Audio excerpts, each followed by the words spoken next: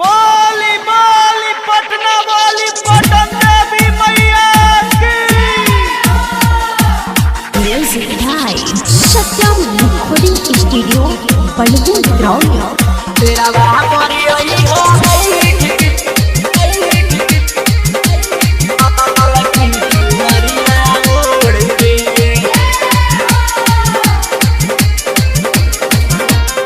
कैसे झूला झूलिए तो सभे झूलाइए नीम पे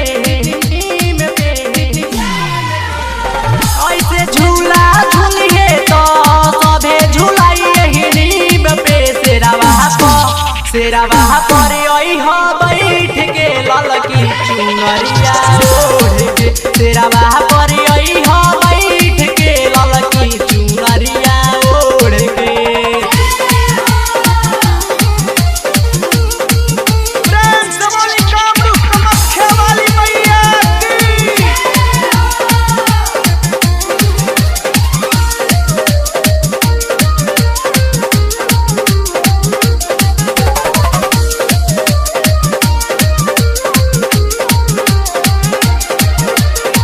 चुनरी ओढ़ के लाल से रहवा पर मैया चले।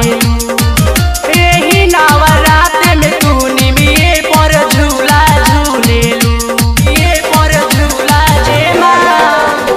चुनरी ओढ़ के लाल से रहवा पर मैया चलेलू। एही नवरात में तू निमिये पर झूला झूलेलू। धरती पर तू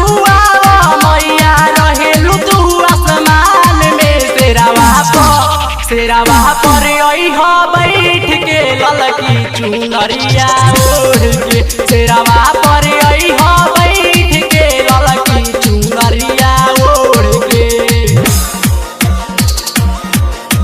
प्रेम से बोली रजरप्पा वाली मैया की।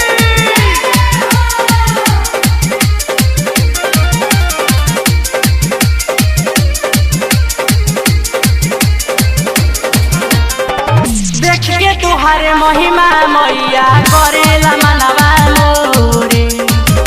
बिना फुलैले बाग में फल लागल फरे। फल लागल एमा। देख के तुहारे महिमा मैया करेला मनवा मोरे। बिना फुलैले बाग में फल लागल फरे। सीधा साधा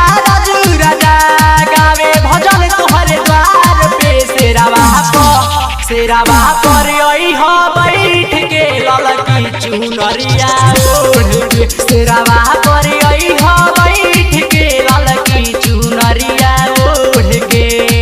ऐसे झूला झूलिए तो सभे झूलाइए नीम पे। शेरावा पर आई हो बैठ के ललकी चुनरिया ओढ़ के। शेरावा